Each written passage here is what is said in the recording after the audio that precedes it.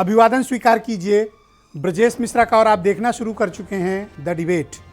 बहनों भाइयों, इस वक्त आपको प्रतिदिन आजम खां के कुछ इमोशनल, कुछ विवादित, कुछ आक्रामक और कुछ अपने ऊपर हुए अत्याचार और जुल्म की कहानी कहते हुए स्पीचेस आ रही होंगी।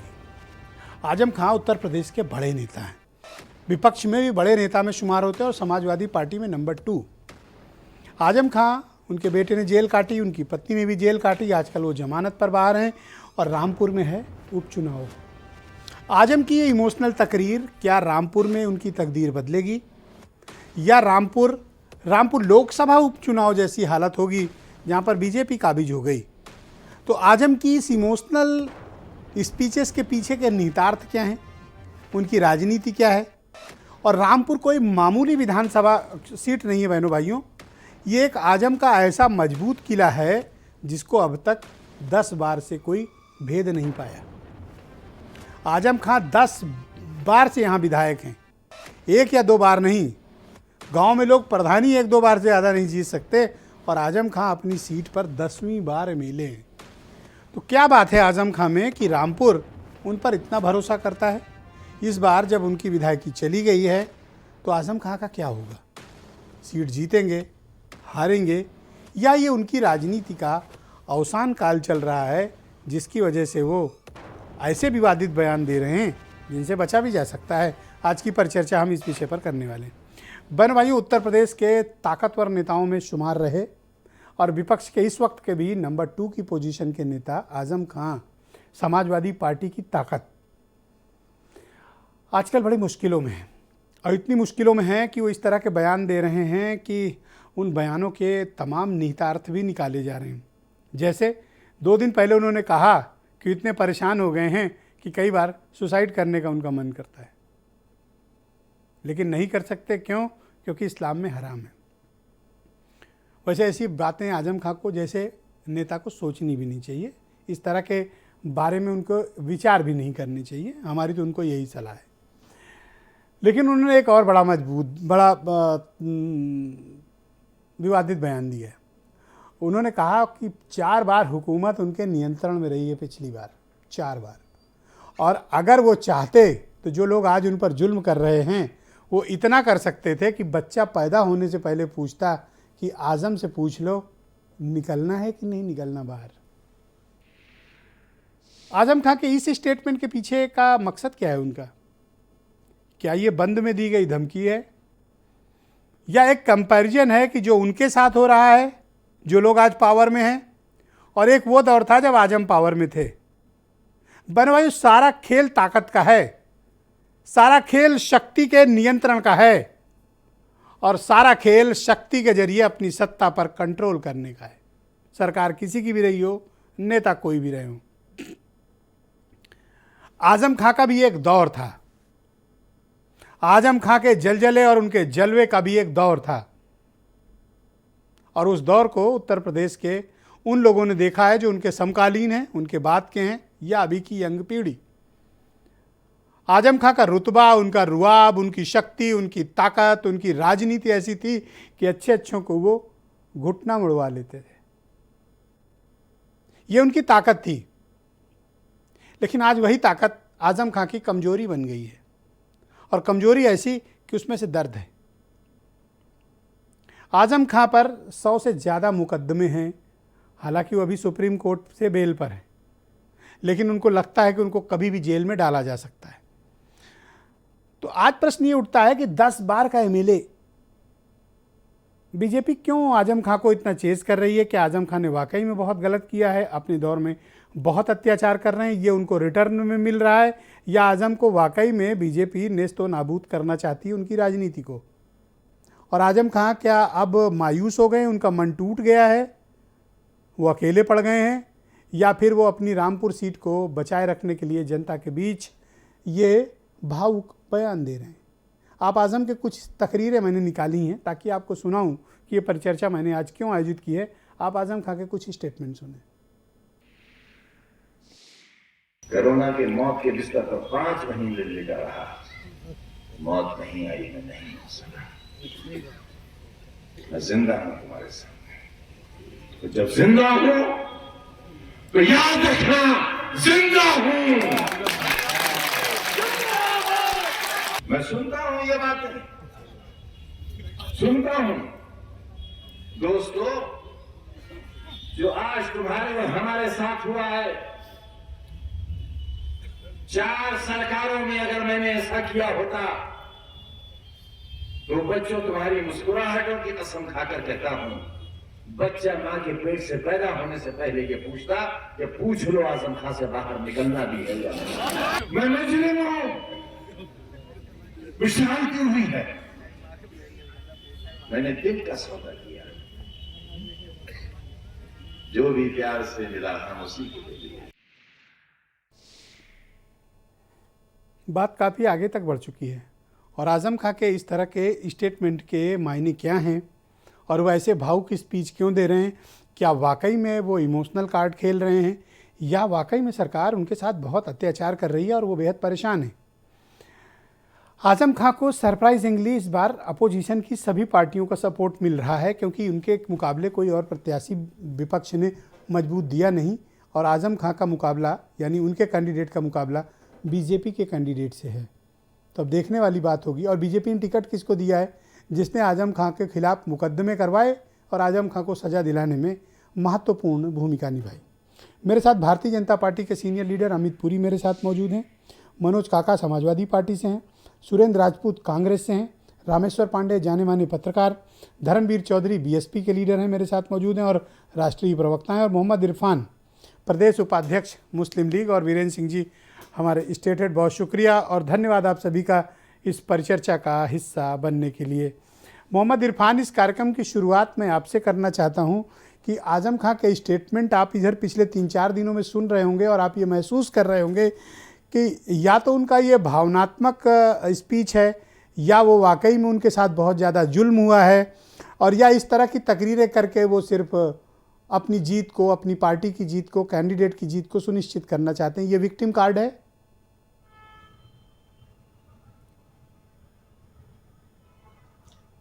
बहुत बहुत धन्यवाद मिश्रा जी बुलाने के लिए चैनल पर। जहाँ तक मेरा यूँ कहें कि तज्जिया है या मैं ये समझ रहा हूँ, अगर आप गौर से सुने तो उसमें दर्द तो है, लेकिन दर्द के साथ आप ये देखिए कि जिंदा हूँ तो जिंदा हूँ, वो जो चीज़ है वो ये बता रही है कि वो सिर्फ जो है वो दर्द ही नहीं है।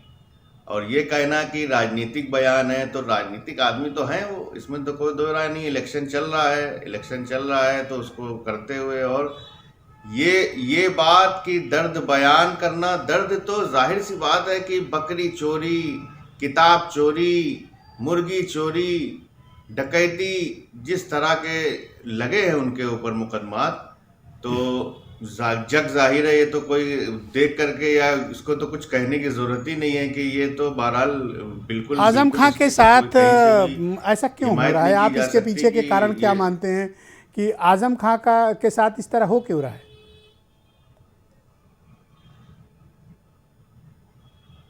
आज़म खान साहब हों या कोई भी, अतीक हों, आपके अंसारी साहब हों, जितने भी आप तो माफिया हैं, वो साहब तो नहीं हो सकते। आज़म खान तो बहरहाल इनसे अलग माने जाते हैं जी, उनको तो नहीं, बहरहाल जो है विधायक रहे हैं, सांसद रहे हैं, विधायक रहे हैं जी। तो पर आप आज़म खां को, मुख्तार अंसारी को, अतीक अहमद को कंपेयर नहीं कर सकते हैं। आज़म एक विशुद्ध पॉलिटिकल पर्सनालिटी हैं। उसके बाद भी देखिए बकरी चोरी, किताब चोरी और न जाने कौन कौन सी चोरी और किस तरह के मुकदमात हैं, ये आप खुद कह रहे हैं, ठीक है ना। तो अब क्या वजूहात क्या है इसके पीछे? वजूहात अगर जाहिर सी बात है, हम शासन प्रशासन की तरफ से अगर देखें तो इन्होंने किया होगा बकरी चोरी, इन्होंने किया होगा कुछ या हुआ होगा इस तरीके का, तभी इल्ज़ाम लगे, वो तो बहरहाल सामने आएगा जब अदालत का मामला है। लेकिन हमें या आपको या किसी भी आदमी को जो भी थोड़ा बहुत भी पॉलिटिक्स से या थोड़ा बहुत भी तालीम रखता हो या जहन रखता हो, तो वो ये बता सकता है कि आज़म खान जैसी पर्सनालिटी जो है वो किताब पर आपने एक उनकी स्पीच सुनी, उनकी स्पीच में ये कर सकती एक गिला भी है। गिला किससे है? कौम से है कि मेरे ऊपर इतने अत्याचार हो रहे हैं और कौम मेरे साथ उतना खड़ी नहीं है जितना कि उसे होना चाहिए, और मैंने कौम के लिए बहुत कुछ किया है, मेरे साथ इंसाफ नहीं हो रहा है।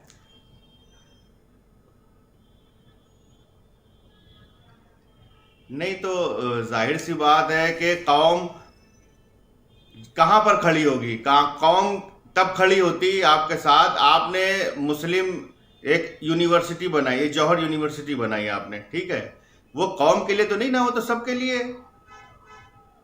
सिर्फ कौम अगर बात कर रहे हैं तो फिर उनको मुस्लिम लीग में होना चाहिए था। अगर सिर्फ कौम का उनको दर्द है, कौम से मुराद मुस्लिम ही मैं ले रहा हूं, क्योंकि कौम से मुराद तो सब तो आ नहीं सकते कौम में। अगर कौम अरे से आपकी उनको कोई दिक्कत पॉलिटिकल थी, पोजीशनिंग तो है, उनको फिर आपके मुस्लिम साथ लीग को आजम खान चलाना क्यों था। है? आपका या यूपी में अपनी क्या है? भाई भाई नवासी में तो कुछ नहीं था समाजवादी, नवासी में कुछ नहीं थी, 92 में स्थापना करी इन्होंने स्थापना क्यों करी? फिर इनको स्थापना ही नहीं करनी चाहिए थी अगर कौम का ही दर्द था तो। बजाय आजम जबकि की ये तकलीफ इलेक्शन भी डालने के लड़े अब हैं, आप अलीगढ़ उनको यूनिवर्सिटी अब आप गालिबन उनको मुझे ज्ञान जहां दे तक रहे हैं कि याद उनको पड़ तो रहा है। मुस्लिम लीग में आ जाना चाहिए, बजाय उनकी तकलीफ बांटने के आप तो उसमें नमक डाल रहे हैं। नहीं, कौम से नहीं, जैसे कि वो कौम से जो दर्द बयान कर रहे हैं तो उस बिहाफ पे मैं ये बात कह रहा हूँ। आपने सवाल किया कि कौम से उनको तकलीफ है। अरे तो ये दौर है कि कौम जब से अगर आपको उनकी तकलीफ है तो तकलीफ कौम के बांटनी साथ फिर खड़ा चाहिए, होना चाहिए तो था। आप कह रहे हैं अरे यूनिवर्सिटी खोल के क्या कर दिया उन्होंने, कौम के लिए तो खोला नहीं, कौम के लिए हो तो हमारे साथ आ जाओ। अरे उनकी नहीं, तकलीफ बांटनी थी कि उस पर नहीं, नमक और ये मिर्चा मैं- डालना था आपको? ये मैं नहीं कह रहा, मैं कि तो बड़ा काम है उनका। कहीं नहीं, आपने अभी अंडरमाइन नहीं, किया नहीं, उनका मैं काम। आपके सवाल आपने कहा पर कह कौन सी रहा हूं हमारे कि लिए अगर उनको यूनिवर्सिटी कौम खोले से हैं। तकलीफ है। यही तो आजम की तकलीफ है नहीं। कि जिनके लिए मर मिटे वो हलो नहीं कर रहे हैं। नहीं, हमारे लिए नहीं, सबके लिए। नहीं, वो सबके लिए है वो यूनिवर्सिटी, सिर्फ हमारे लिए थोड़ी ना है। नहीं, उन्होंने कहा भाई कि देखो तुम्हारी नस्लें दरी न बिछाएं, कलम दे सकूं, तुम्हारी नस्लों को झाड़ू पोछा न करो तुम, इसलिए मैंने तुम्हारे लिए यूनिवर्सिटी खोली। और आप कह रहे हो कि कुछ किया ही नहीं, अलग ही स्टोरी ये सुना तो दी आपने।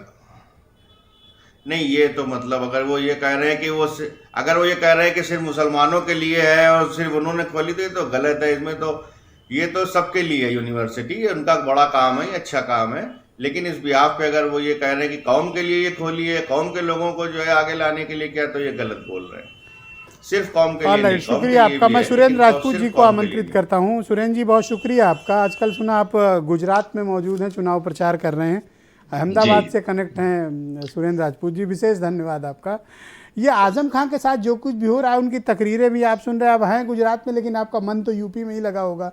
ये आजम खान के स्टेटमेंट आजकल सुन रहे हैं आप, इस पर कांग्रेस क्या ओपिनियन रखती है? क्या वाकई में उनके साथ ज्यादती हो रही है या फिर कानून अपना काम कर रहा है?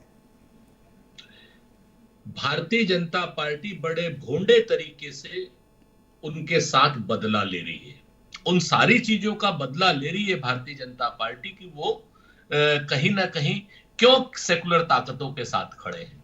हमारा भी विरोध है आजम खान से, लेकिन हमने कभी इस तरीके की बात नहीं की। कांग्रेस को उन्होंने उखाड़ने का काम किया, उसके बाद भी हम आजम खान के साथ खड़े हैं, क्योंकि आजम खान को तंग किया जा रहा है।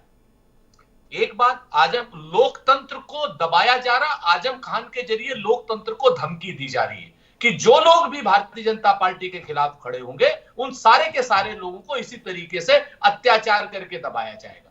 कहते हैं ना, भारतीय जनता पार्टी को जरूर याद रखना चाहिए कि क्या नाम, आज किसी ने दिल तोड़ा तो मुझको जैसे याद आया, और जिसका दिल मैंने तोड़ा था वो जाने कैसा होगा।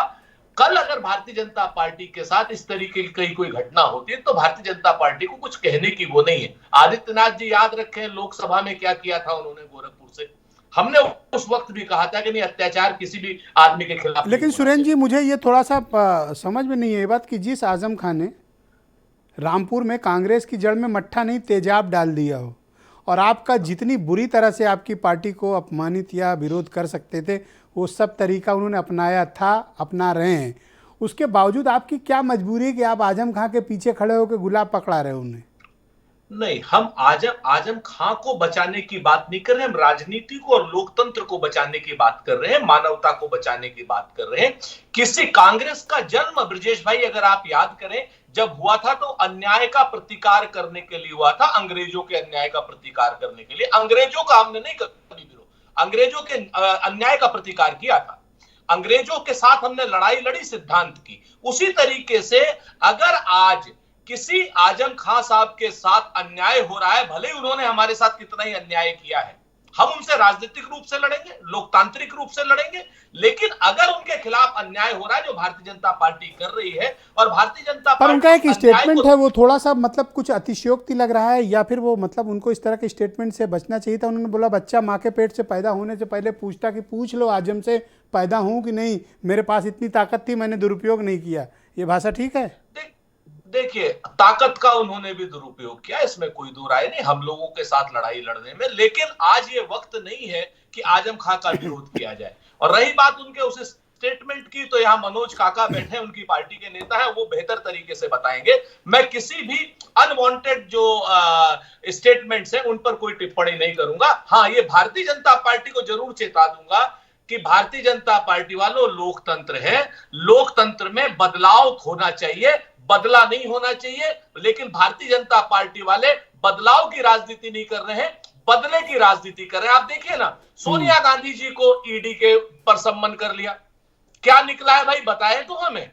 आप बताइए, अशोक गहलोत साहब के क्या नाम, आपने ईडी से सम्मन कर लिया। वीरभद्र सिंह के यहाँ जिस दिन शादी थी, उस दिन आपने वीरभद्र सिंह साहब के यहाँ सीबीआई का छापा डाल दिया। उसके बाद बताते भी नहीं है। स्टालिन जिस समय चुनाव प्रचार कर रहे थे यहाँ क्या नाम चेन्नई में, उस ड्यूरेशन में स्टालिन के यहाँ ईडी की रेड कर दी। आप बताइए मिला क्या? ये जो बदले लेने की भारतीय जनता पार्टी की, ये मोदी, ये भारतीय जनता पार्टी अटल जी वाली नहीं है, ये भारतीय जनता पार्टी अमित शाह और नरेंद्र मोदी की है, जो बदले की बात करती है, बदलाव की बात नहीं अच्छा, आप करती। चूंकि और अहमदाबाद में बैठे हुए, मैं एक सवाल करना चाहता हूँ, हवा भाप नहीं पा रहे हो गुजरात की? सर, जनता में अंडर करंट है, हम आपको बहुत जिम्मेवारी से कह रहे हैं, जनता में अंडर करंट है। जनता भारतीय जनता पार्टी के विरोध में है। जनता बेरोजगारी के मुद्दे पर बात करना चाहती है, जनता जो है बात करना चाहती है, महंगाई के मुद्दे पर जनता बात करना चाहती है। संविदा कर्मचारियों को किसी को पक्का नहीं किया, सरकार की नौकरी मिली ही नहीं पिछले 5 साल में जी। मैं आपको बताऊं, यहां पर जो गुजरात का मॉडल है, मोरबी मॉडल है, 140 लोगों के हत्यारे को मुख्यमंत्री पद का प्रत्याशी बना रहे। तो जनता इनको नजर दिखाएगी। बहुत शुक्रिया आपका, धन्यवाद। बीजेपी और समाजवादी पार्टी से में है। जी, बीजेपी और समाजवादी पार्टी को मैं इसके बाद के राउंड में रखूंगा। अभी इन दोनों लोगों से बड़ी काफ़ी बातचीत करनी है। मेरे साथ धनवीर चौधरी मौजूद हैं, बहुजन समाज पार्टी के राष्ट्रीय प्रवक्ता हैं। बहुत शुक्रिया आपका चौधरी साहब, काफ़ी दिन के बाद आज आपको डिबेट में देख रहा हूँ। ये बताइए कि ये रामपुर में जो कुछ भी चल रहा है, इस पर बहुजन समाज पार्टी क्या ओपिनियन अपना रखती है, और आजम खां के साथ जो कुछ भी हो रहा है वो ठीक है या गलत है उनके साथ, या कानून अपना काम कर रहा है? और उनका स्टेटमेंट है कि अगर उन्होंने शक्ति का दुरुपयोग किया होता तो बच्चे पैदा होने से पहले पूछते कि आजम से पूछो बाहर आए कि नहीं।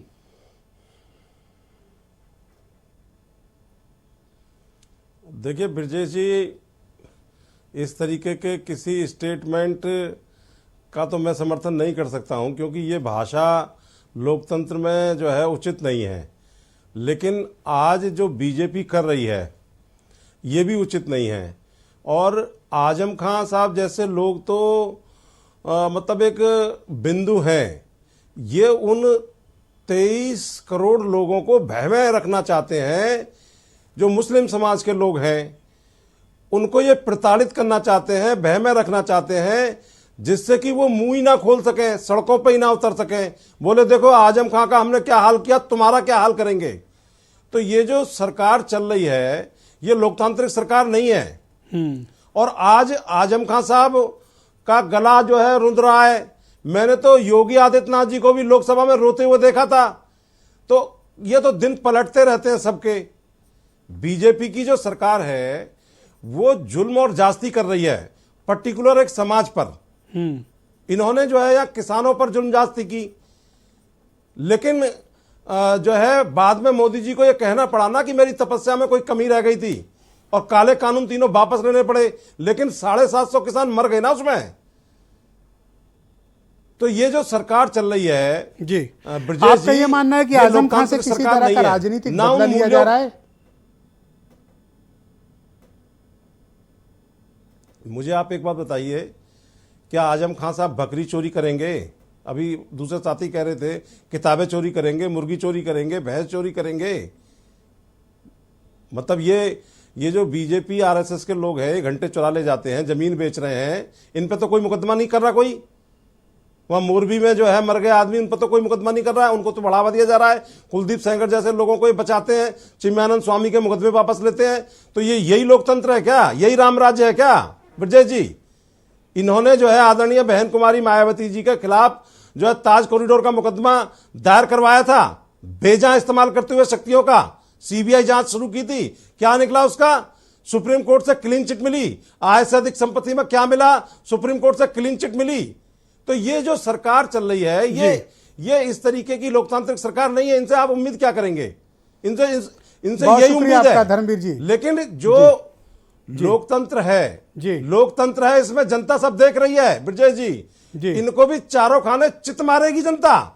2007 में इनका वोट परसेंट कितना था, कितनी सीटें थी? 2 लोकसभा से शुरू हुई थी। बहुत शुक्रिया आपका, धन्यवाद। मैं मनोज काका को आमंत्रित करता हूं, समाजवादी पार्टी के प्रवक्ता हैं। मनोज जी, बहुत शुक्रिया आपका। क्या आजम खां के जरिए भारतीय जनता पार्टी के नेतृत्व वाली सरकार मुसलमानों को कोई साफ साफ पैगाम देना चाहती है?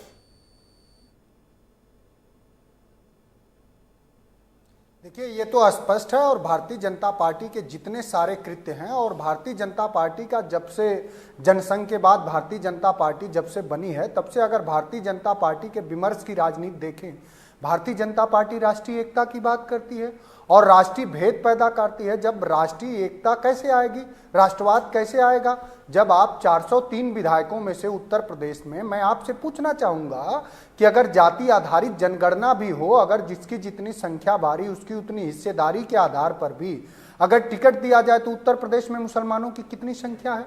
भारतीय जनता पार्टी जो सबका विकास सबके साथ की बात करती है, वो भारतीय जनता पार्टी अपने 403 विधायकों में से उत्तर प्रदेश में एक भी विधायक को क्यों नहीं मुसलमान विधायक को टिकट देती है?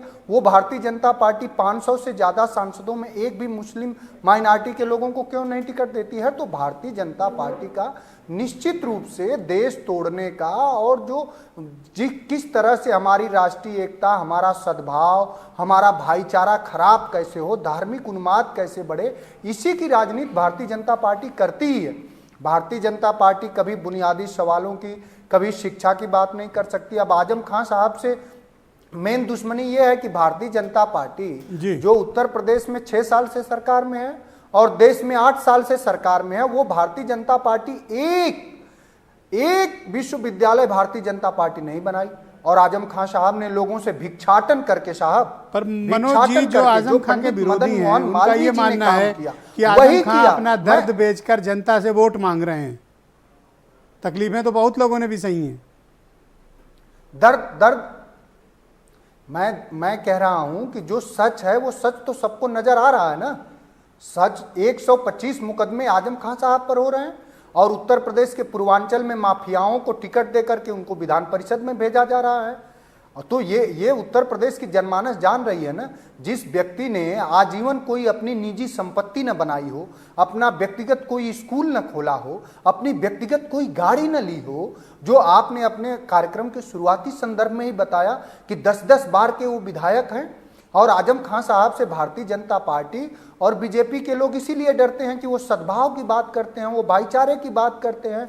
हमारा जो संवैधानिक जो लक्ष्य है कि हम कैसे एक होकर रहें, हमारी उनके कुछ ऐसे कंट्रोवर्शियल स्टेटमेंट आते हैं जिससे ये लगता है कि उनके अंदर का गुस्सा या खुन्नस कितनी, अब जैसे वो कह रहे हैं कि अगर मेरे पास 4-4 बार ताकत थी, अगर मैं चाहता तो बच्चे पैदा होने से पहले पूछते कि आजम से पूछो बाहर आई कि नहीं। इस तरह के स्टेटमेंट्स क्या दिखाते हैं, ये क्या साबित करना चाहते हैं?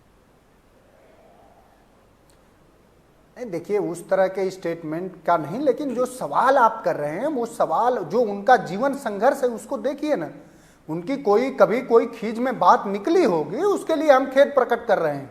लेकिन क्या ये सच नहीं है कि आजम खां साहब ने, मैंने आपसे कहा तो कि जो काम पंडित मदन मोहन मालवीय ने किया, भिक्षाटन करके काशी हिंदू विश्वविद्यालय बनाया, अगर इस वर्तमान दौर में किसी नेता ने वो काम किया तो आजम खां साहब ने किया। मनोज जी, एक बाई इलेक्शन के संदर्भ में एक सवाल है आपसे, और बड़ा ही मौजूद सवाल है। क्या मैनपुरी में आजम खां की जरूरत नहीं है, और क्या रामपुर वालों को मैनपुरी वालों की जरूरत नहीं है? क्योंकि दोनों एक जगह दिखे नहीं अभी तक। देखिए, भेद न पैदा करिए। राष्ट्रीय अध्यक्ष जी का 3 तारीख को सभा लगी है रामपुर में, राष्ट्रीय अध्यक्ष जी खतौली भी जा रहे हैं। और आजम खां साहब की जरूरत समाजवादी पार्टी को ही नहीं साहब, आप जैसे जनवादी पत्रकारों को भी है। उनके भाषण की, उनके विचार की पूरे देश को है, हिंदुस्तान को जरूरत है। उनके जैसे हजारों लाखों लोग आए तभी हमारा आपका एका बना रहेगा, और तभी हम किसी जब हम एक होकर रहेंगे तभी हम किसी बड़े लक्ष्य को हासिल कर पाएंगे। हमारी जो संस्कृति है, जो सभ्यता है, वो यही है कि यम निज परोवेति गणना चलो चेत साम उदार चेतुतानांतु वसुधैव कुटुंबकम। हम तो सभी को अपना मानते हैं, ये हमारी परंपरा ले। बहुत शुक्रिया आपका। मैं अमित पुरी जी को आमंत्रित करता हूँ, भारतीय जनता पार्टी के सीनियर लीडर हैं। मैं खत्म कर रहा हूँ, आप सुन तो जी, लीजिए। बस भाई 1 सेकंड रुक जाइए प्लीज। प्लीज। जिसके प्रधानमंत्री भी लोगों के कपड़े देख के, मैं कह रहा हूं कि उस पार्टी से आप कोई उम्मीद सुचिता की नहीं कर सकते, जिसके प्रधानमंत्री भी और जिसके पार्टी के शीर्ष अरे आजम साहब भी कपड़ों का कलर बहुत अच्छे से जानते हैं, उनसे आप किसी तरह के सद्भाव। बहुत शुक्रिया आपका। मैं परिचर्चा को थोड़ा सा आगे बढ़ाता हूँ। बीजेपी के सीनियर लीडर अमित पुरी मेरे साथ मौजूद हैं। पुरी जी, आप साफ साफ कह दो, क्या मुसलमानों को कोई पैगाम देना है आजम के जरिए आप लोगों को? अगर देना है पैगाम तो साफ साफ बोलो। हाँ, मैं बताता हूँ। बंद में क्यों खेल रहे हो आप? जिस कौम की कयादत करने के लिए आजम साहब की सारी कवायद है, जिस कौम की कयादत करने के लिए आजम साहब की सारी कवायद है, उस कौम का अकीदा है कि औलादे अल्लाह की नेमत होती हैं, और आजम साहब वो उस अकीदे को भी तोड़ने का काम कर रहे हैं। अब ये कौम को तय करना है कि आजम रफ़ीक मुल्क के लाइन पे चलेंगे या कौम के खिलाफ काम कर रहे हैं, ये उनको फैसला करना है। औलाद तो अल्लाह की नेमत है, ये कौम का अकीदा है। आइए, वहाँ मैंने तमाम पॉलिटिकल, ये बात लग गई आपको मतलब? नहीं, मैं बता रहा हूँ। जहाँ पर मैंने तमाम पॉलिटिकल शेड ऑफ ओपिनियंस को सुना, उन्होंने कहा बीजेपी भोड़े तरीके से बदला लेती है, कोई कुछ कह रहा था, कोई कुछ कह रहा था। लेकिन एक चीज़ बड़े उससे कहना चाहता हूँ, दुश्मन का दुश्मन दोस्त होता है दोस्त। ये सियासत की ज़ुबान है, लेकिन बेगम नूर बानो के भी दर्द देख लिए होते, उन बेवाओं के दर्द देख लिए होते जिनकी ज़मीन पे ज़बरियन कब्जा करके जौहर यूनिवर्सिटी का जौहर दिखाया आजम साहब ने।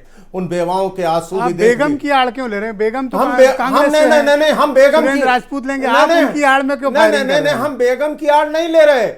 वो शख्स जो औरतों के सिटिंग एमपी के अंडरगारमेंट्स डिस्कस करता हो, वो आदमी आज सियासत में इमोशनल से इमोशनल हो गया।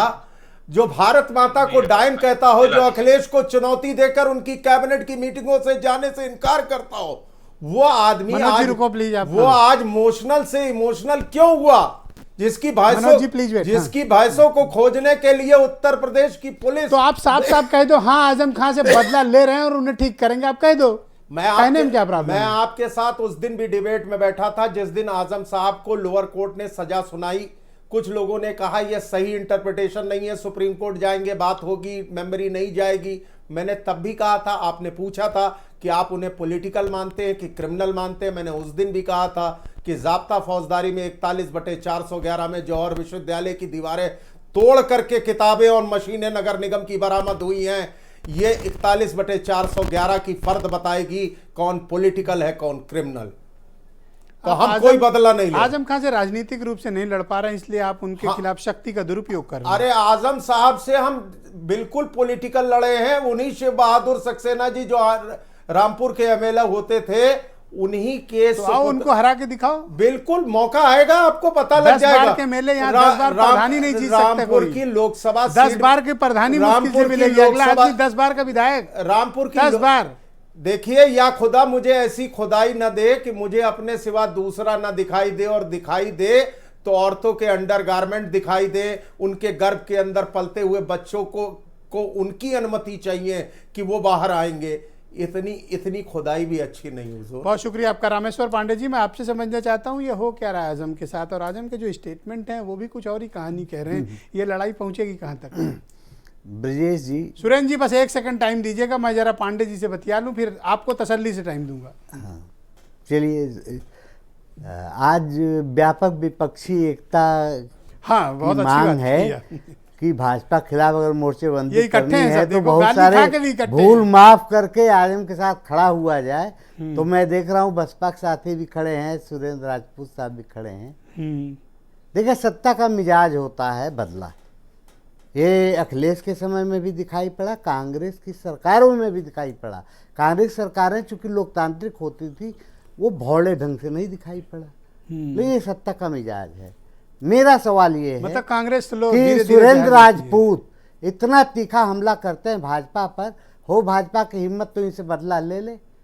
इसलिए नहीं ले सकती क्योंकि इन्होंने ऐसा कुछ काम नहीं किया है जिस पर इनके खिलाफ कोई मुकदमा हो जाए। सबको याद है, पता है, रामपुर में आजम के खिलाफ रिपोर्ट्स लिखाने वालों में 90% मुस्लिम्स हैं जो आजम के साथ लोग रहे हैं, जिन्होंने 10-10 साल आजम के साथ काम किया। और ये नूर बानो का मामला तो अलग है, वहाँ की आम सारे मुकदमे देख लीजिए फहरिस्त। तो एक दारोगा हुआ करता था, सीओ होता था, हम लोग, मैंने पूरी रिपोर्टर की टीम भेजी थी रामपुर में, और कोई बोलने को तैयार नहीं था। हिम्मत जुटाकर लोग बोलने लगे हैं। देखिए, जब एक बार मुझे कोई नेता बता रहा था कि वो आजम खां के खिलाफ प्रचार करने गए तो उनको रामपुर में कोई होटल वाला कमरा नहीं दे रहा था। नहीं मिला। अरे मैं 20 घटनाएं बतला सकता हूं कि पहले लेकिन पत्रकारों ठीक है सर, आते थे खौफ और इसी लेवल का होना चाहिए सर। बाद में सर यही- खौफ इसी लेवल का होना चाहिए सर, इसमें कोई मतलब सुनिए, गलत बात नहीं है। यही तो अहंकार है। वो अहंकार है कि बच्चा पैदा होने से पूछे रामपुर, ये अहंकार की भाषा है। और जिस अंदाज में कहते हैं, तो उत्तर प्रदेश में क्या प्रदेश सरकार की चिंता सिर्फ आजम है? जूझ रही है सपा, जूझ रही है कांग्रेस, और इतने तीखे लैंग्वेज में योगी और मोदी पर हमले होते हैं। सरकार चाहती भी एक बदला ले लेना। बदला तब लिया जा सकता है जब आप कोई कृत्य किए हो। ये सारे मुकदमे अगर आप कह देंगे कि आजम इतने बदला है, important क्यों हो गए तो कि आप बीजेपी ने उनको निशाने पर जुडिशरी रखा है? को अपमानित करेंगे, जी। जुडिशरी की अवमानना करेंगे, आप जजेज को सुप्रीम कोर्ट से लेकर नीचे के अदालत तक की अवमानना करेंगे। जी, गलत मुकदमे हो सकते हैं 2, 4, 10, लेकिन वो सारे लोग जो खड़े हैं, ये हर राजनेता को समझना पड़ेगा, चाहे वो बसपा की सत्ता में रहा हो, चाहे कांग्रेस की, चाहे भाजपा के। आज भाजपा के दर्जनों लोग हैं, अहंकार की भाषा बोलते हैं, उन्हें भी आजम का सर, हर्ष आजकल तो याद हेट करना स्पीच पे पड़ेगा सजा हो जा कि रही है, तो अगर नेताओं को उन्होंने संभल कर बोलने ये की किया जरूरत तो जनता खुल जी। के बोलेगी कभी न कभी। बहुत शुक्रिया सर। तो इसलिए आजम का ठीक है, दर्द है, वो दर्द बेच भी रहे हैं, लेकिन उन्होंने बिकेगा एक बात सर। साफ कही कि अपने छोड़ गए, इशारों में भी कहते हैं। सपा नहीं, एक चीज बताएं सपा सर, ये पर दर्द सीधे बिकेगा या सीधे नहीं उन्होंने बिकेगा? बार बार हमला किया है। ये दर्द परिणाम देगा कि नहीं देगा? नहीं, इस बार दर्द हमेशा परिणाम देता है। 10 साल से वो विधायक हैं, जी। लेकिन दर्द बिक नहीं रहा है। बहुत शुक्रिया जो सर। मेरी मैं बीरेन जी को आमंत्रित करता हूं। भाई बीरेन जी, इन दिनों आजम खां के जो स्टेटमेंट हैं वो मीडिया और सोशल मीडिया की सुर्खियों में है। ताज़ा स्टेटमेंट में तो उन्होंने और एक विवाद पैदा कर दिया है। तो ये बताइए कि आजम खां को मुकाबला देना इतना मुश्किल क्यों है, और उनके पीछे क्यों सब पड़े हुए हैं, और उनका ये कहना है कि उनके साथ इतना अत्याचार हो रहा है कि कई बार तो उनके मन में खुदकुशी तक के प्लानिंग बनती है उनकी। देखिए, आजम खां शब्दों के बड़े जादूगर रहे हैं समाजवादी पार्टी में। वो बोलते अच्छा हैं, लेकिन जब वो ताकत में रहते हैं तो फिर वो किसी को कुछ समझते नहीं, और उसका परिणाम है कि वो 27 महीने जेल में रहे। ये ज़रूर है कि हम जिसे कहते हैं कि बदले की भावना से काम हो रहा है, वो हर सरकार में हुआ है। पुलिस का दुरुपयोग आजम खान ने भी अपनी सरकार में बहुत किया। अभी बात आई कि वहाँ पर आले हसन नाम का एक सीओ था जो लोगों की ज़मीनों पर कब्जे ज़बरदस्ती कराता था और लोगों को बंद करता था। बड़ी सारी वहाँ चर्चाएं रहीं, लेकिन इन सब के इतर जब सियासत में आप उच्च कोर्ट की नैतिकता की बात करते हैं तो वहाँ ये कहा जा सकता है कि कमज़ोर लोग बदला लेते हैं, शक्तिशाली लोग माफ़ कर देते हैं, और बुद्धिमान लोग उसे नज़रअंदाज करते हैं। ये सब अतीत में हुई घटनाओं के लिए है। सियासत में अब उस तरह का चरित्र रहा नहीं है। अब ताकत का इस्तेमाल होगा और विपक्ष के ऊपर भी होगा और लाठियां भी टूटेंगी। तो अब वो राजनीति का दौर चला गया जब नज़रअंदाज किया जाता था चीज़ों को। देखिए, आजम खां का परिवार एक समय इतना ताकतवर परिवार था कि पत्नी, बेटा, खुद मंत्री, सांसद, विधायक सब कुछ हुआ करता था। आज पद के लाले पड़े हैं। आज दुहाई दी जा रही है कि साहब हमको बचा लीजिए। तो सियासत में जब जब जिसको ताकत मिली उसने उसका इस्तेमाल किया है। विपक्षियों पर दबाने के लिए लाठियां चटकाई गई हैं। तो ये तो होने है। और आजम खां की भैंस पुलिस, आपने देखा कि उनका गुस्सा कैसा था जौहर यूनिवर्सिटी को लेकर। लेकिन एक चीज़ बड़ी आश्चर्य में डालती है कि पूरे देश में मुस्लिम वोटों के बड़े ठेकेदार मुस्लिमों के रहनुमा हैं। आजम खां के ऊपर इतना दर्द टूट पड़ा है, लेकिन ओवैसी नहीं बोल रहे हैं पूरे देश में, जबकि मुसलमानों के बड़ी शिक्षा, रोजगार और सबकी वो बात करते हैं। आज वो चुप है। ओवैसी को मुसलमान के नाते ही बोल देना चाहिए था एक आध बार। नहीं, मैंने इनवाइट किया आसिम वकार को, लेकिन उनकी पार्टी आजम खां के मसले पर डिबेट में आने को तैयार नहीं। आपने बिल्कुल ठीक बात कही। देखिए, आजम खां को रामपुर में लोकसभा में बहुत बुरी तरह हार मिली। कैसे? पुलिस ने अपनी लाठियां चलाई कि वोटें डाले, लोग नहीं आए। तो ये क्या उम्मीद करते हैं कि ये विधानसभा में वोट डलवा लेंगे?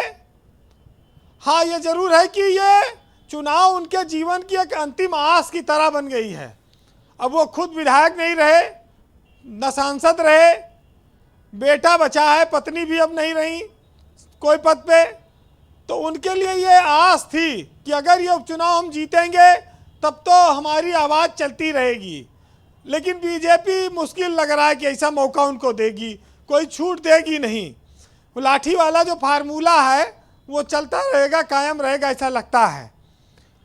27 महीना जेल में रहे हैं तो स्वाभाविक है। देखिए, चुनाव में थोड़ा सहानुभूति की बातें होती हैं। आजम खां शब्दों से, भाषण से बड़े मजबूत रहे हैं और मुलायम सिंह उनको मुस्लिम चेहरा होने के साथ साथ एक अच्छे वक्ता के नाते भी अपने साथ रखते थे। हालांकि उनको एक बार मुलायम सिंह ने पार्टी से निकाल भी दिया था, आपको याद होगा। फिर आजम खां दोबारा समाजवादी पार्टी में आए थे। तो सियासत में और आदमी के कोई भी व्यक्ति हो, उसके जीवन में इज्जत, शोहरत, पद, ये हमेशा समय एक जैसा नहीं रहता है। जो आज पीड़ित है कल सुखी हो सकता है, जो आज राजा है वो रंक हो सकता है जी, जो आज फकीर है कल राजा हो सकता है। तो ये तो इस देश में जन्मजात चीज़ें रही हैं। लेकिन आज कह रहे हैं कि साहब मजहब इजाज़त नहीं देता वरना मैं खुदकुशी कर लेता। क्या इतना दर्द है या ये कोई विक्टिम कार्ड है? दोनों बातें हैं। देखिए, आजम खां अब 74 साल के हो गए हैं। हिम्मत शायद नहीं बची होगी, हिम्मत तो टूट ही जाती है आदमी की।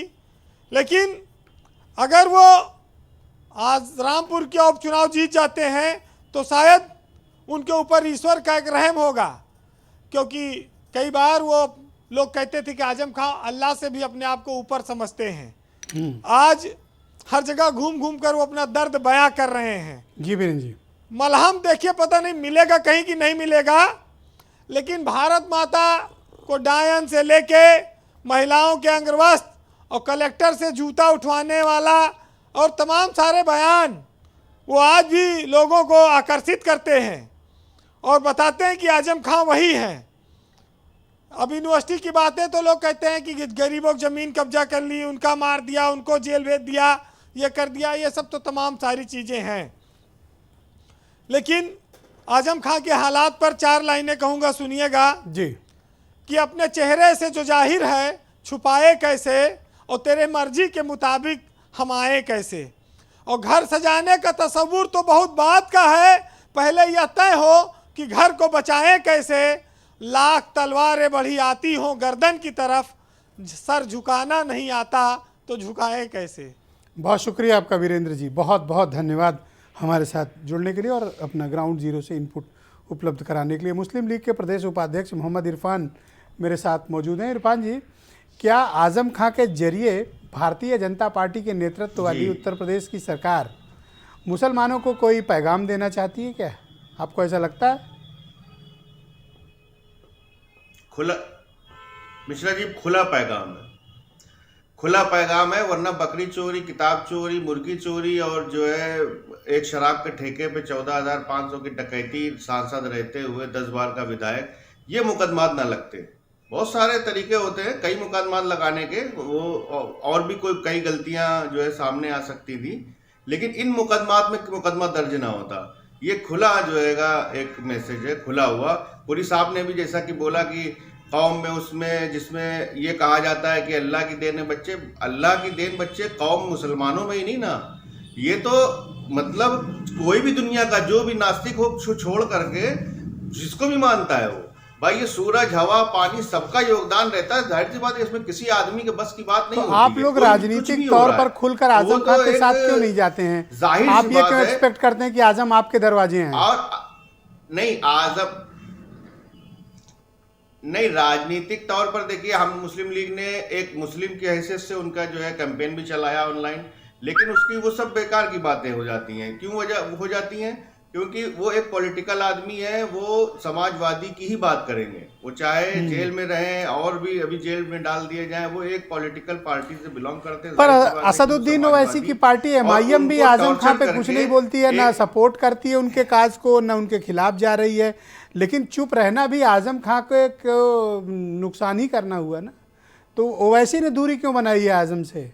आपको क्या लगता है कारण क्या है? आज मैंने आसिम वकार को बुलाया, उन्होंने कहा ना मैं आजम पर तो डिबेट ही नहीं करूंगा। अच्छा, हाँ, तो ये उनकी पॉलिटिकल स्टैंड होगा या पॉलिटिकल उनका जो भी डिसीजन हो, जो भी उनके यहाँ सोचा जा रहा हो, अब उसके बारे में मैं क्या बोल सकता हूँ, लेकिन हाँ इतना तो जरूर कह सकता हूँ। नहीं, आप बोले भी क्या? सुरेंद्र राजपूत के दोस्त हैं तो वो लोग आपस में समझ आजम के ऊपर भी हो, लेकिन जी शुक्रिया आपका। आप कुछ कहना चाह रहे थे सुरेंद्र राजपूत जी उस वक्त जब अमित पुरी कुछ अपना स्टेटमेंट दे रहे थे बेगम नूर बानो को लेके, तब आप कुछ कहना चाह रहे थे, अब आप बोल सकते हैं, गो अहेड। हम दो बातें बड़ी साफ कह रहे हैं कि भारतीय जनता पार्टी वालों को दो चीजें बड़ी स्पष्ट करनी चाहिए। भाई आप अपनी लड़ाई अपने पास लड़िए, श्री बहादुर सक्सेना की लड़ाई लड़िए किसी की, लेकिन आप बेगम नूर बानो के पीछे शिखंडी की तरीके से क्यों झुकते हैं? बेगम नूर बानो ने आपसे आकर के मदद मांगी थी क्या? और जो आप स्टेटमेंट आजम खान साहब के लिए दे रहे हैं, जिसमें आप उनकी मजम्मत कर रहे हैं और जिसमें आप चाहते हैं कि जनता भी उनकी मजम्मत करे, वही सारे स्टेटमेंट नरेंद्र मोदी जी ने दिए। उन्होंने कहा 52 करोड़ की गर्लफ्रेंड, उन्होंने कहा रेणुका कुमार को सुरपड़खा, उन्होंने कहा श्रीमती सोनिया गांधी को कांग्रेस की विधवा, उन्होंने कहा विदेशी गाय और विदेशी बछड़ा। मैं आपको 50 स्टेटमेंट बताता हूं दीदी और दीदी ममता बनर्जी को। इस स्टेटमेंट्स पर क्या किसी एक भारतीय जनता पार्टी के सुधी प्रवक्ता की अमित पुरी जैसे हिम्मत हुई कहने की कि नहीं साहब ये स्टेटमेंट भी गलत है और जनता इनको जवाब देगी? पर आजम खान का स्टेटमेंट भी तो गलत है। मैं आजम खान के स्टेटमेंट को मैं कोई सपोर्ट थोड़ी कर रहा हूं। आजम खान के स्टेटमेंट को सपोर्ट या विरोध करेंगे भारतीय जनता पार्टी और समाजवादी पार्टी के नेता। तो बेगम की आड़ अमित पुरी क्यों ले रहे हैं? अब बेगम की आप आड़ अमित पुरी क्यों ले रहे हैं? दूसरी बात मैं आपको बताऊं कि जब आर्थिक असमानता की बात होती, भारत जोड़ो की यात्रा की बात आ रही है, जब हम आर्थिक असमानता पर बात कर रहे हैं, जब हम सामाजिक सौहार्द पर बात कर रहे हैं, इस पार्टी ने, भारतीय जनता पार्टी ने 2014 से आकर के बेड़ा गर्क कर दिया सांप्रदायिक सौहार्द का। आप देखिए हिंदू मुसलमान के बीच की खाई, आप देखिए अडानी और जनता के बीच की खाई बढ़ती जा रही है। आपके एक मित्र मीडिया चैनल को आज उन्होंने लेकर के धड़ाधड़ इस्तीफे हो रहे हैं आपके सामने। तो इस तरीके के जब बुलिंग हो रही है, उसमें हमें खड़ा होना पड़ेगा लोकतांत्रिक ताकतों के साथ में, और हम लोकतांत्रिक ताकतों के साथ में खड़े हैं। हमारे अपने मतभेद हो सकते हैं, लेकिन लोकतंत्र को बचाने के लिए सर गुजरात में खड़े होने का वक्त है ये कांग्रेस के। सर हम तो सर खड़े हैं, हम तो पूरी मेहनत से पूरी उससे कर रहे हैं, जनता को तय करना है, जनता में अंडर केजरीवाल कह रहे हैं कांग्रेस लड़ी नहीं रही, लड़ तो हम रहे हैं। केजरीवाल से बड़ा झूठा आदमी कोई नहीं है। मैं ऑन रिकॉर्ड कहता हूं, जो आदमी एक रेपिस्ट को थेरेपिस्ट बना दे, उसके ऊपर अगर कोई भरोसा करे तो भगवान बचाए। शुक्रिया आपका। मैं धर्मवीर चौधरी को आमंत्रित करता हूं, बहुजन समाज पार्टी के प्रवक्ता हैं। चौधरी साहब, क्या आजम खां के जरिए भारतीय जनता पार्टी के नेतृत्व वाली उत्तर प्रदेश की सरकार मुसलमानों को कोई साफ साफ पैगाम देना चाहती है? धर्मवीर चौधरी जी, गो अहेड, अपनी बात रखें, बोलिए। नहीं ब्रजेश जी, मैं इस जवाब सुरेंद्र जी, थैंक यू। धर्मवीर जी की बारी है। अभी ये भाई सुरेंद्र राजपूत और थैंक यू सुरेंद्र जी। हमारे सुरेंद्र जो जी, दूसरे अरे भैया, बसपा 12%, 12.5% की है, रुक जाओ आप। अब सुरेंद्र जी, सर, बसपा से हमारा पूरा सम्मान है, लेकिन जो उस आदमी ने, आप पार्टी ने काम किए हैं। सर काहे गुस्सा हो रहा हो? हम आजम खां पे बात कर रहे हैं। धर्मवीर जी, 12.5% वोट है सर, बोलने दें आप। बोलिए भाई धर्मवीर जी। ब्रजेश जी, मैं इस बात का भी जवाब दूंगा, लेकिन जो अभी भाई सुरेंद्र भाई जो बोल रहे थे और हमारे दूसरे पार्टियों के प्रवक्ता बोल रहे थे, इनके पार्टियों के और इनके नेताओं के चाल चरित्र चेहरे में जाना होगा। मुझे 10 सेकंड फालतू दीजिएगा, आपने कम समय दिया पीछे। ब्रजेश जी, जब कांग्रेस की सरकार होती है तो पी चिदम्बरम साहब जो है वो अमित शाह जी को जेल भिजवा देते हैं, और जब अमित शाह जी गृह मंत्री बनते हैं तो चिदम्बरम साहब को जेल भिजवा देते हैं। तो ये समाजवादी पार्टी के लोग जो है बहन जी पर गेस्ट हाउस कांड करा देते हैं, और इनकी जो दुश्मनी की पराकाष्ठा देखिए कि अपने शासन में बहन जी की मूर्ति तोड़वा देते हैं। मतलब द्वेष की भावना देखिए। और आज जो उत्तर प्रदेश में बीजेपी की सरकार चल रही है, ये तो एक तरफा कार्रवाई कर रही है, इनका तो कोई दीन ईमान है नहीं। सुरेंद्र जी, आप मैं देख रहा हूं कि धर्मवीर जी के आप पीछे पड़ गए हैं, धर्मवीर जी को बोलने नहीं दे रहे हैं, ये क्या है भाई? आप बसपा के प्रति आपके मन में इतनी नाराजगी क्यों है? बंद कराइए, बोलने दीजिए आप उनको। सुरेंद्र जी, बोलने दीजिए आप उनको। सुरेंद्र जी को, हाँ, इनको बंद कराइए। उस कृत्यों का समर्थन करती है मैं पूरे प्रदेश के लोगों को, गुजरात में ब्रजेश जी, मैं अरे भाई राजपूत जी, आप बोलने क्यों नहीं दे रहे हो? मैं पूरे प्रदेश के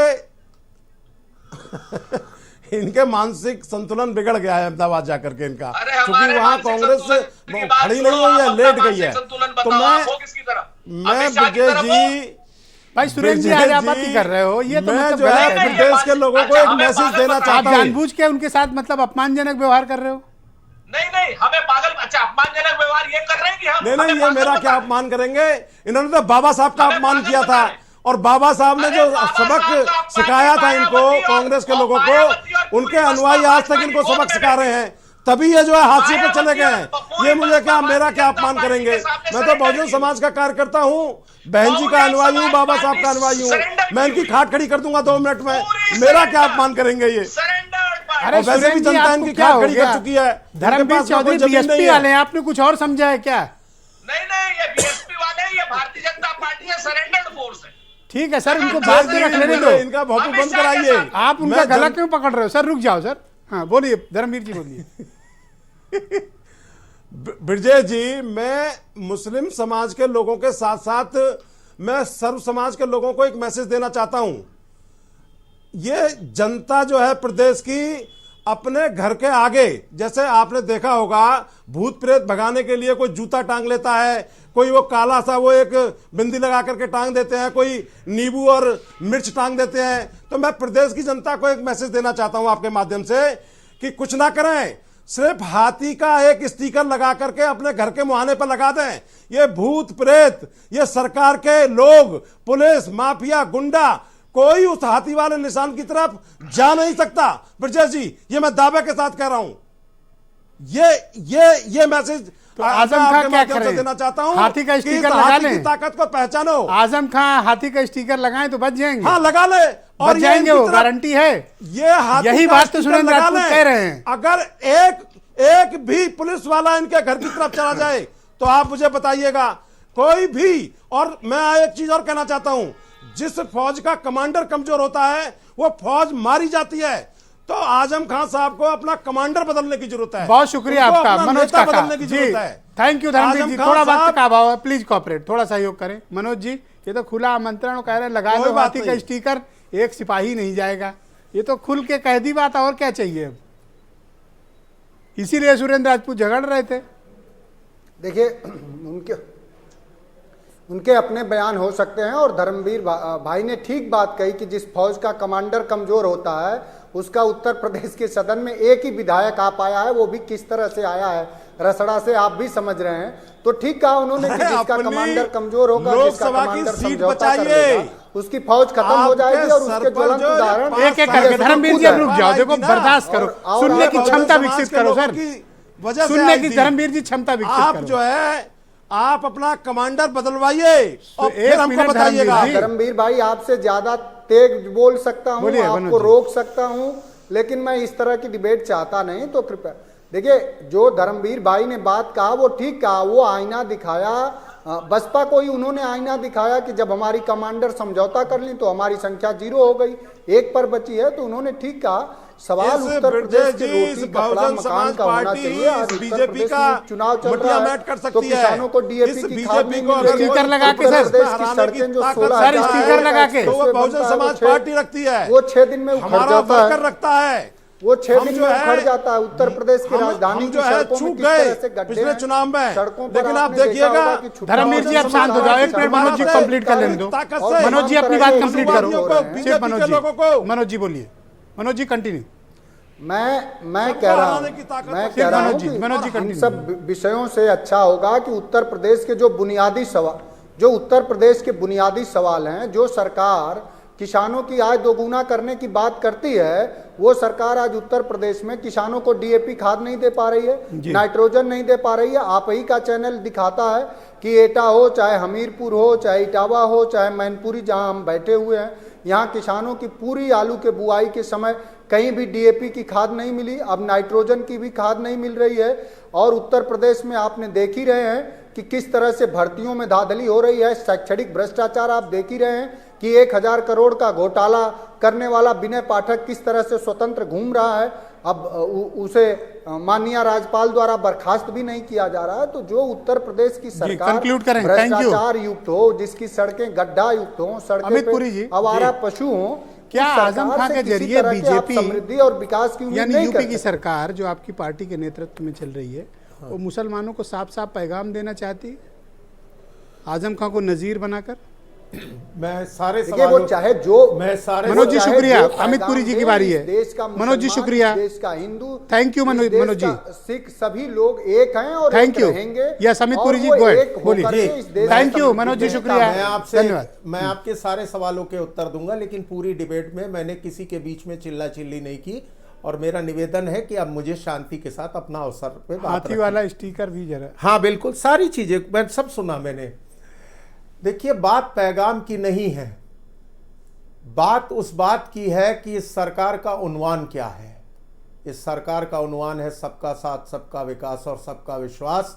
और अगर उसमें से पैगाम जाता है तो हमने कहा शरीफों को छोड़ेंगे नहीं और शरीफों को छेड़ेंगे नहीं और बदमाशों को छोड़ेंगे और नहीं। बेटी पटाओ का नारा कौन देता है? ओके, मैं बीच में नहीं, बीजेपी के किस नेता ने दिया था? मैं बीच जरा में पुरी जी बता मैं दीजिए। बीच में बोला नहीं, मैं बीच में बोला नहीं, ठीक है ना।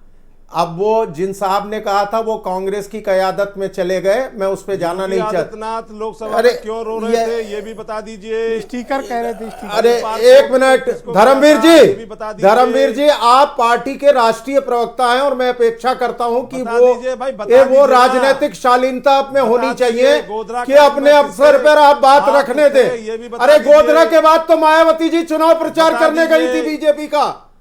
उस ये दिन तो- कहा गया गोधरा ये तो था, धागे खोल उस दिए दिन आपने। कहा गया था गोधरा, ये तो धागे उस खोल दिन दिए। कहा गया था गोधरा। अरे, अरे सूप बोले बोले, ये भी चल्ली बता बोले दीजिए। बात ना, कर ना, ना, ये तो गलत हो गया। जिसके डिस्प्रपोर्शनेट ये बता दीजिए एसेट के ना। केस आज हर भी 2 परेशान घंटे के करते अंदर हो, उत्तर प्रदेश वो में हमको एक बहन नसीहत बेटी के साथ देंगे, बलात्कार वो होता है। हमको नसीहत इसका देंगे। जिम्मेदार कौन उस दिन है? गोधरा कहा गया था, गोधरा झूठी के तुरंत पटरियों बाद पर गोधरा जुमलों याद की नहीं ट्रेन आया। क्यों दौड़ रही है? गोधरा के ये 20 भी साल बता बाद दीजिए। गोधरा याद आ रहा है।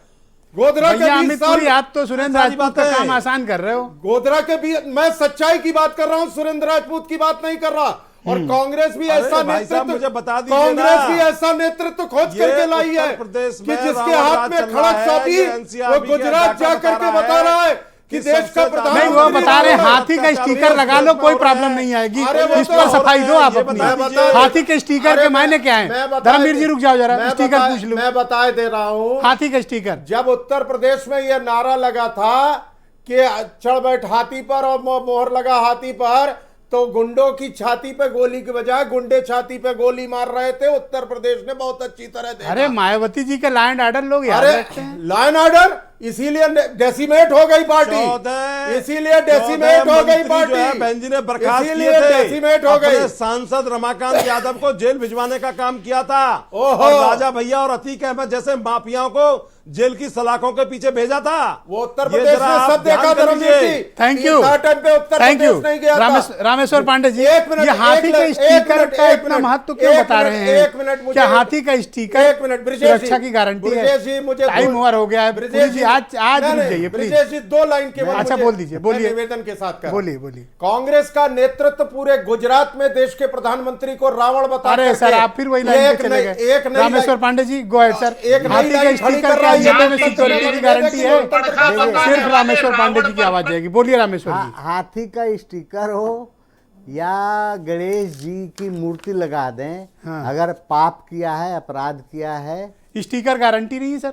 तो बिल्कुल कोई गारंटी वो नहीं तो कह रहे है। लगा लो और स्टिकर, हाथी कल क्या से सिपाही गारंटी नहीं दे जाएगा। सकती है? मैं समझ ही नहीं पाया कि ये स्टेटमेंट क्यों दी है इन्होंने। ये इन्होंने किस संकेत में दी है या यूं ही कुछ बोल गए संकेत दे हैं? रहे हैं सर, समझ लो सर। हाँ, ये संकेत दिया है इन्होंने, जी। लेकिन हाथी हो या कोई भी स्टिकर लगा ले, अगर पाप किया है तो स्टिकर कोई बचा नहीं पाएगा। अगर नहीं किया है तो मैंने फिर कहा जी कि योगी और मोदी के खिलाफ बोलने वाली आवाजें थैंक बहुत यू है सर। यूपी में, सर आज थोड़ा वक्त का देश अभाव है। में जी, बहुत जी। आवाजें All right. हैं। 10 सेकंड किसी के सुरेंद्र खिलाफ राजपूत। चाह सुरेंद्र भी राजपूत जी, 10 सेकंड। उसे परेशान नहीं कर सकती। सुरेंद्र, अच्छा कट गया कनेक्शन। थैंक यू, बहुत शुक्रिया आपका, बहुत बहुत धन्यवाद। मैं आप सबका बहुत आभार प्रकट करता हूँ इस परिचर्चा में शामिल होने के लिए। और बहन भाइयों, आप सबका भी धन्यवाद इस परिचर्चा का हिस्सा बनने के लिए। नमस्कार।